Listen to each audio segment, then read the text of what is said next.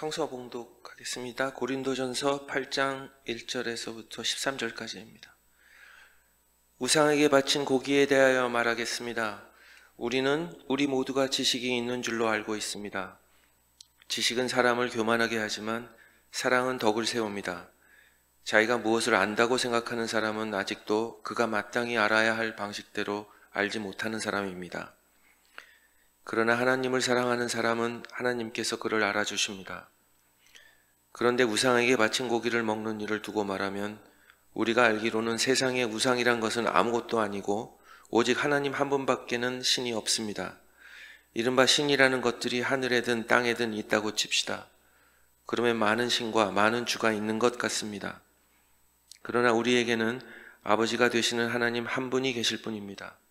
만물은 그분에게서 났고 우리는 그분을 위하여 있습니다. 그리고 한 분 주님이신 예수 그리스도가 계십니다. 만물이 그분으로 말미암아 있고 우리도 그분으로 말미암아 있습니다. 그러나 누구에게나 다 지식이 있는 것은 아닙니다. 어떤 사람들은 지금까지 우상을 섬기던 관습에 젖어 있어서 그들이 먹는 고기가 우상의 것인 줄로 여기면서 먹습니다. 그들의 양심이 약함으로 더럽혀지는 것입니다. 그러나 우리를 하나님 앞에 내세우는 것은 음식이 아닙니다. 음식을 먹지 않는다고 해서 손해볼 것도 없고 먹는다고 해서 이로울 것도 없습니다. 그러나 여러분에게 있는 이 자유가 약한 사람들에게 걸림돌이 되지 않도록 조심하십시오.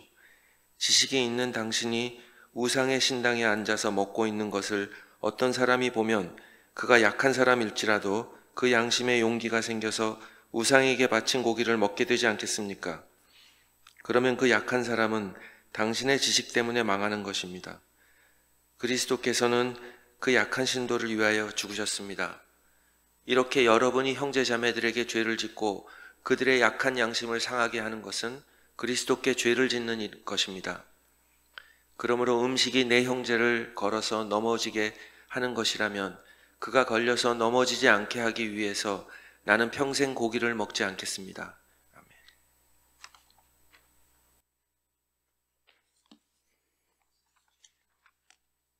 지금 우리가 금요일에 여섯 주째 바울 성서 공부를 하고 있습니다. 호진이 교우님 잘 들리세요? 기준이 호진이 교우님으로 하려고. 음량을 조절할 때. 들려요? 예. 됐습니다. 지난주까지 배경 설명을 마무리했고 이제 다음 주부터는 갈라디아서를 읽기 시작합니다. 우리는 로마서까지 다 읽기를 바라는데 그렇게 될지는 모르겠습니다. 어쨌든 처음에는 땡스기빙 휴가 전에 끝내려고 했는데 그러면 로마서를 너무 읽다가 말 것 같아가지고 조금 연장해서 연말 전까지는 하려고 합니다. 바울이 쓴 서신이 7개라고 했는데 모두가 다 중요합니다. 모두가 다 중요하지만 고린도서에 중요한 내용이 많이 들어 있습니다. 고린도서. 그런데 우리가 갈라디아 로마서만 읽기로 했기 때문에 고린도서를 다루지 못합니다. 그래서 앞으로 몇 주 동안은 고린도서에 나오는 중요한 얘기들, 이렇게 1장부터 쭉 읽어가려는 건 아니고 중요한 얘기들을 여기저기 순서와 상관없이 끄집어내서 말씀드리려고 합니다. 오늘 처음으로 고린도전서 8장을 읽었습니다. 이 고린도전서 8장은 우상에게 바쳐진 제물을 먹는 것에 관한 이야기입니다. 우상에게 바쳐진 제물을 먹어도 되느냐, 먹으면 안 되느냐, 이런 얘기입니다. 제가 고등학교 때니까 지금부터 한 15년 전? 아니 50년 전? 15년이 아니라 50년 전이네 벌써. 그 고등학교 때 제가 다녔던 교회에서 실제로 있었던 일입니다. 제가 다녔던 교회는 고사떡을 먹지 말라 그랬어요. 제사 음식 고사떡 이런 거 먹으면 안 됩니다. 그런 교회가 많았잖아요 옛날에는. 그런데 그걸 가지고 이제 성경 공부 시간인가 토론이 벌어졌습니다. 먹어도 된다 안 된다 이걸 가지고 막 토론했는데 이 고등학생들이니까 자기 생각하는 대로 얘기하는 거예요. 근데 딱 그래도 눈치가 있으니까 교회 분위기는 먹어서는 안 되는 거잖아요.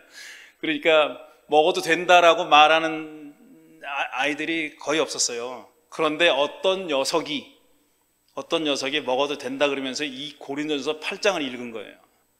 야, 우상에게 바쳤던 고기도 먹어도 된다는데 고사떡을 왜 못 먹냐 이래가지고, 그러니까 다른 애들이 성경을 딱 들이대니까 쫄은 거예요. 한마디로 성경이 그런가 보다. 그러고 원래 분위기는 못 먹는 게 맞는데, 그래서 먹으면 안 된다라는 애들이 많았는데 평정이 되다시피 했습니다. 그걸로 먹어도 되는 걸로.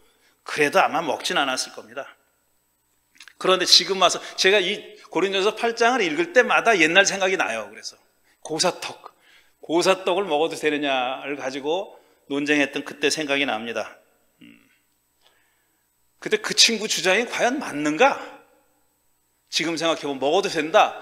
고린도전서 8장을 들이대면서 먹어도 된다라고 했는데 그 주장이 맞나? 이게 핵심일까? 고린도전서 8장이 말하려고 하는 메시지가 핵심이 그걸까? 그렇지 않다는 겁니다. 자, 이 얘기를 하려면은 백그라운드 설명이 좀 필요합니다. 고린도전서, 고린도 교회, 바울이 고린도 교회 교인들한테 보낸 편지입니다. 근데 고린도 교회는 당연히 고린도시에 있습니다. 고린도에 있는데 그 고린도라는 곳이 어떤 곳이냐면은 굉장히 상업의 중심지예요. 무역하고 상업하는 데예요.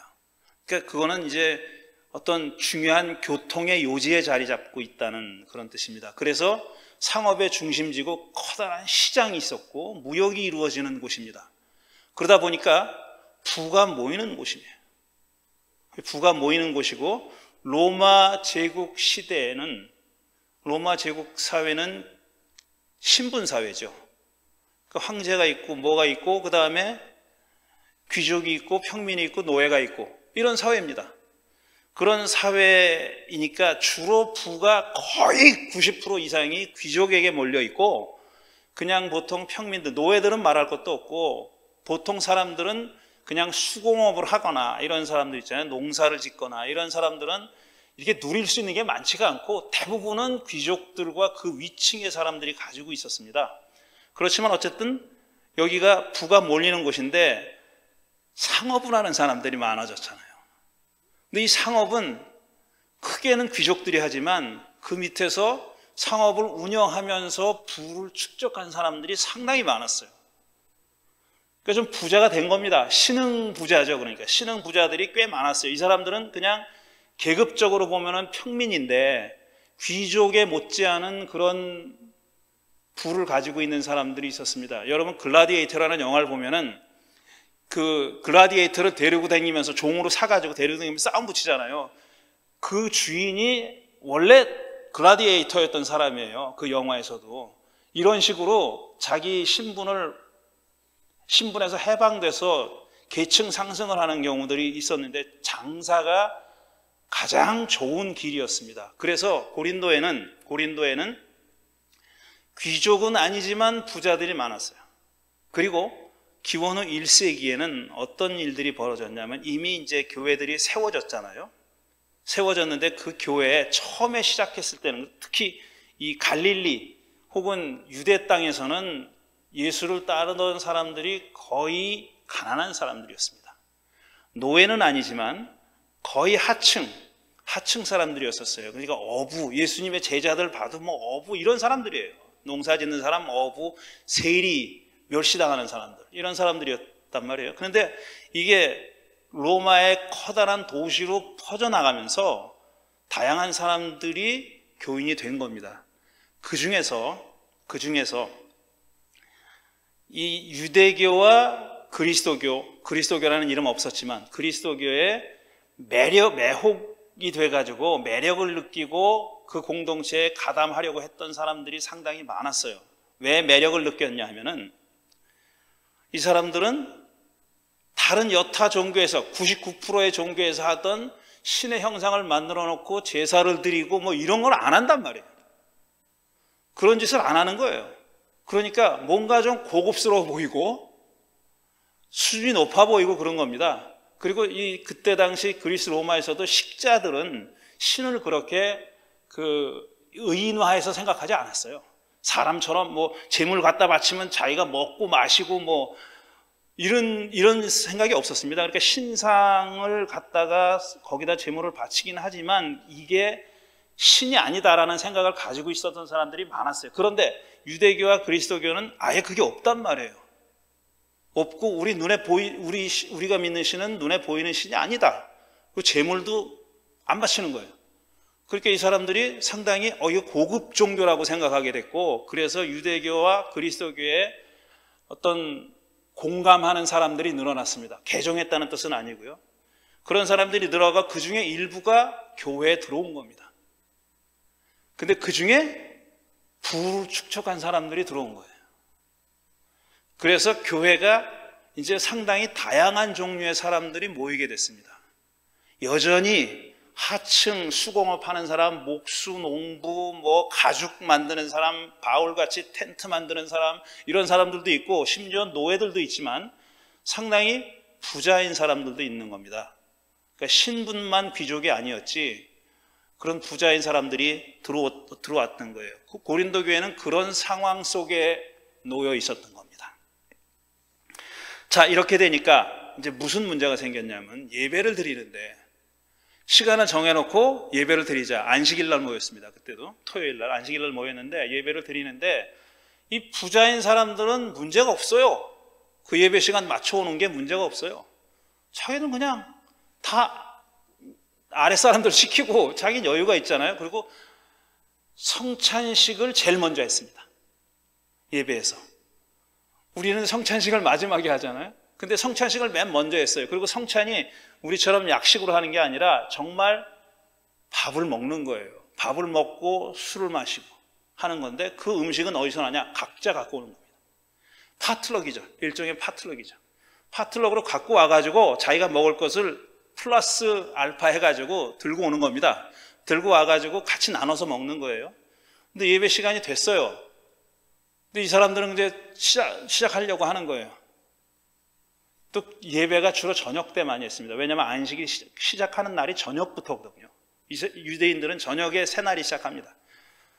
먼저 시작한 겁니다. 왜? 시간이 됐으니까 아무 문제 없어요. 그리고 자기가 갖고 온 걸 먹기 시작하는 거예요. 그리고 기도하고 뭐 이런 순서는 나중에 있어요.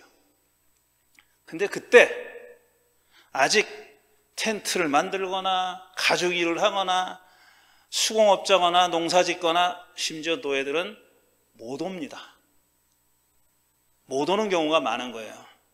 도착을 안 했어요. 왜냐? 그 사람들은 자기의 시간 관리를 자기가 할 수 있는 게 아니란 말이에요. 시켜서 하는 겁니다. 그러니까 못 오는 경우가 많았던 거예요. 그런데 이 부자들은 시간 됐으니까 성찬식부터 시작한 거예요. 그리고 우리 같이 뭐 그냥 밥만 먹는 게 아니라 와인 마시고 막 이제 취한다는 얘기가 나오잖아요. 여기 바울이 그런 얘기를 하지 않습니까? 그렇게 한 겁니다.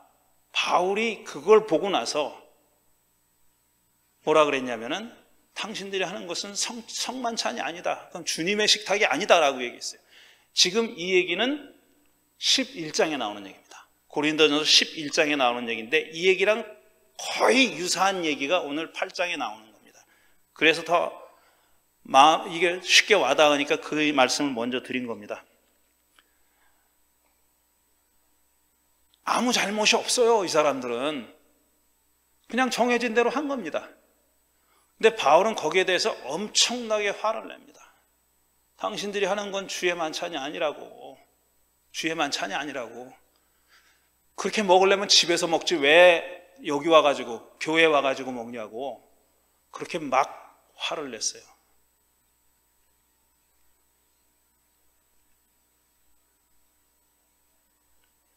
뭐라고 얘기했냐면 여러분이 한 자리에 모여서 먹어도 그것은 주님의 만찬을 먹는 것이 아닙니다. 먹을 때 사람마다 제가끔 자기 저녁을 먼저 먹음으로 어떤 사람은 배가 고프고 어떤 사람은 술에 취합니다. 나중에 온 사람은 먹을 게 없는 거예요. 그 사람들이 뭐가 있어서 가지고 오겠어요. 그러니까 부자들이 갖고 온 걸 나눠 먹는 겁니다. 근데 지들이 진탕 다 먹고 마신 거예요. 그러니까 나중에 오는 가난한 사람들은 먹을 게 없는 거예요. 그 꼴을 보고 어떤 사람은 배가 고파 어떤 사람은 술에 취합니다. 진탕 마신 거야 거기서. 여러분에게 먹고 마실 집이 없습니까? 그렇지 않으면 여러분이 하나님의 교회를 멸시하고 가난한 사람들을 부끄럽게 하려는 것입니까? 이렇게 얘기해요. 모습은 다르지만 똑같은 사정이 반영되어 있는 거죠. 자, 우상에게 바쳐진 고기를 먹느냐 마느냐 문제입니다. 그런데 일단 우상에게 바쳐진 고기를 살 수 있는 사람이 누굽니까? 이게 문제예요. 이 무슨 얘기냐면 우상에 바쳐진 고기라는 것은, 자, 거기도 이제 그리스도교, 유대교 말고는 다 신상에 제물을 바치는 그런 종교를 갖고 있었던 거예요. 그런데 부가 몰리는 곳이니까 제물이 엄청 많은 겁니다.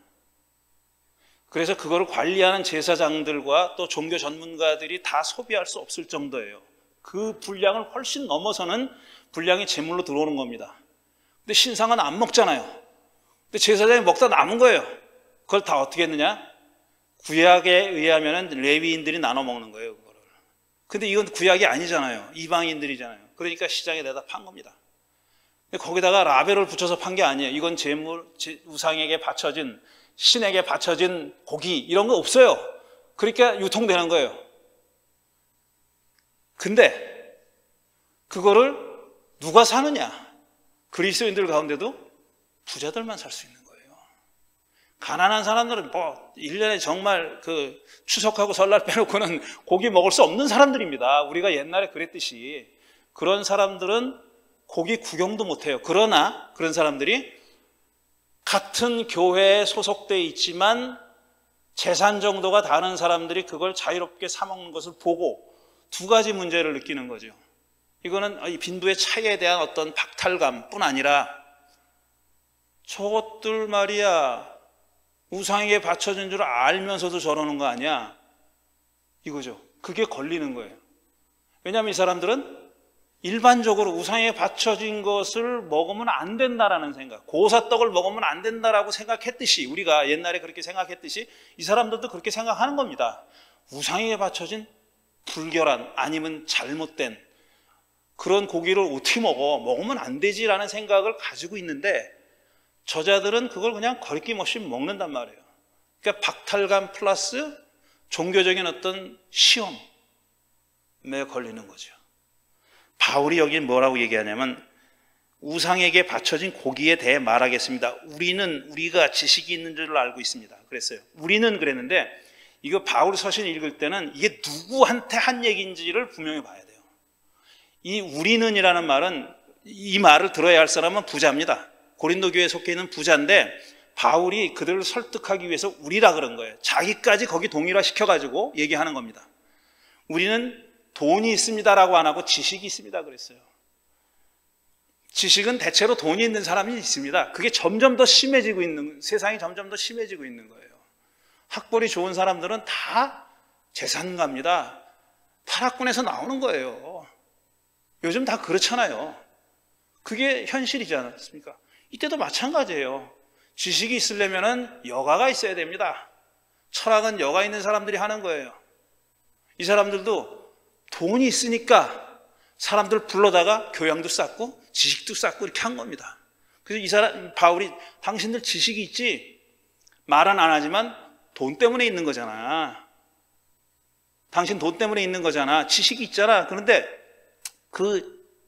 그렇지만 지식이 없는 사람들. 다시 말해서 돈도 없고 그 교회 공동체에서 정말 사회적으로 신분이 낮은 사람들. 파트너를 해도 갖고 올 수 없는 사람들, 노예들, 그저 한 끼 교회에 와서 음식 한번 제대로 먹어보고 싶은 사람들까지 포함해가지고 그런 사람들은 지식도 없습니다. 그래서 올무에 걸리는 거예요. 상대적 박탈감도 있지만 저거 먹어서는 안 되는 걸 지들 맘대로 먹네? 돈 있고 권력 있다고 맘대로 먹네? 이게 무슨 교회야? 이렇게 될 수 있는 거라고. 그 얘기를 하는 거예요. 바울이 그 얘기를 아주 설득력 있게 얘기합니다. 뭐라 그러냐면 우리가 알기로는, 여기도 우리라 그랬어요. 세상에 우상이란 것은 아무것도 아니고 오직 하나님 한 분밖에는 신이 없습니다 그랬어요. 알아요. 또 교회에서도 이렇게 가르쳐. 그렇게 얘기해. 바울이 다른 그 이방인들 교회로 이렇게 끌어들일 때, 인도할 때, 그러니까 당신이 이방인이면 이방인 채로 오라 그랬어요. 유대인 될 필요 없다고, 할례 받을 필요 없다고, 서약할 필요 없다고 그렇게 얘기했습니다. 그런데 바울이 그럼에도 불구하고 하나 강조한 건 뭐냐면 우상은 버려라 그랬어요. 우상은 버려라. 그게 교회 가르침입니다. 우상은 버려라 라는 게. 그런데 우상은 아무것도 아니고 우리 다 알아. 하나님 한 분밖에 안 계신 거 다 알잖아. 우리 다 알아.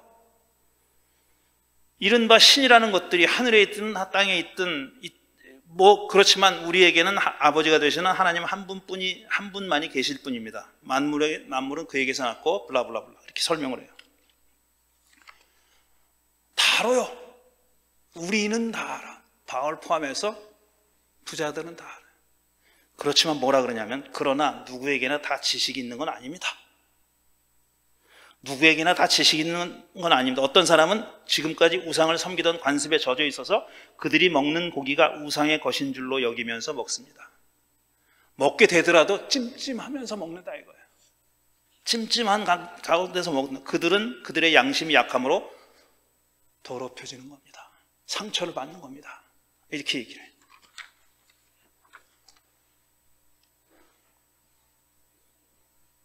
지식과 돈은 같이 갑니다. 그래서 돈 많은 사람들이 지식이 있는 거예요. 그래서 잘나는 거예요. 그 사람들은 잘난 거예요. 근데 그 잘난 거를 교회에서도 못 버리는 겁니다. 버리기가 쉽지가 않은 거예요. 바울은 그건 교회가 아니다. 그건 교회가 아닙니다. 지식이 없는 사람은 요즘은 솔직하게 얘기하자고요. 지식이 없는 사람, 뭔가 너무 잘 모르는 사람, 성의가 없거나 게으른 경우가 있어요. 많아요.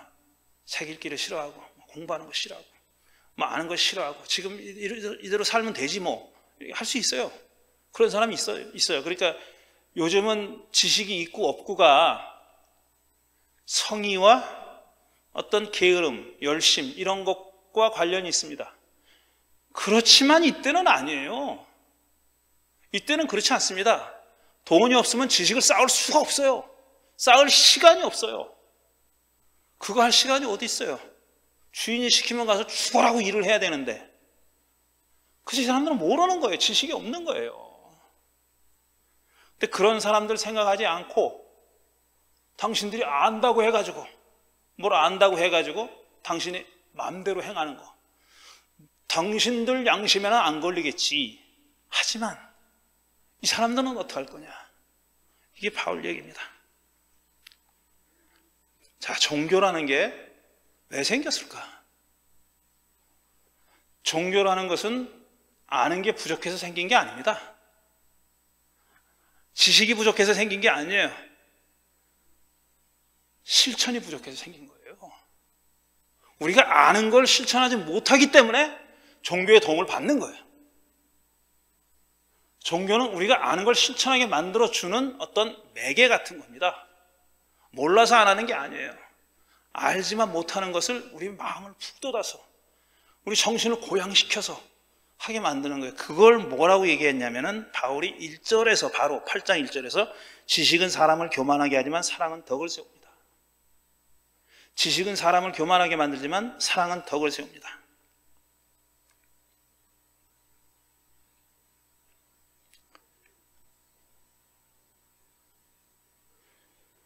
오늘날 우리도 거의 비슷한 삶을 살고 있는 겁니다. 그러니까 바울이 우리라고 하면서 사실은 그들을 설득하고 싶어 했던 그 사람들과 비슷한 삶을 사는 건 아닌가. 그런 생각을 안 할 수가 없습니다. 또 여러분들에게 부담을 주는 그런 말씀을 했지만 어쩔 수가 없습니다. 우리가 그리스도인이라면 부족해도 모자라도 골은 그겁니다. 그걸로 가는 것이지 그걸 내가 못 간다고 해서 왜곡을 하거나 있는 걸 없다고 하거나 모른 척하거나 그렇게는 할 수 없는 거다. 부족한 대로 죽을 때까지 하나님 품에 안길 때까지 그 길을 한 발자국 한 발자국 가는 겁니다. 지식은 사람을 교만하게 하지만 사랑은 덕을 세웁니다. 저와 여러분 모두에게 주시는 하나님의 말씀이라고 그렇게 믿습니다. 잠시 묵상하는 시간을